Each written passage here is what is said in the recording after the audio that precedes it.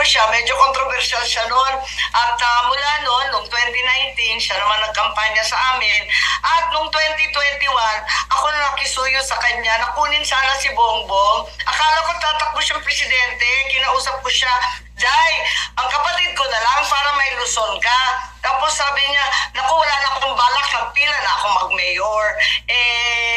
Nakumbinsi natin at marami kaya nga nagsasabi handang-handa na magsara all. Sabi ko, hindi pwedeng mabigo lahat ng tao. Higit sa lahat, hindi lahat ang nabibigyan ng pagkakataon manilbihan.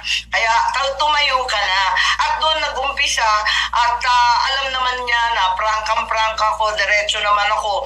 At alam din niya na sobrang disappointed ko sa mga pangyayari dito sa administrasyon. Malungkot ako, di ko na nakikita yung kapatid ko, pero nakikita ko naman paminsan-minsan, hindi naman kami nag-away kahit kailan. At yun nga, maraming ahas, maraming lalay, maraming lulong sa palasyo.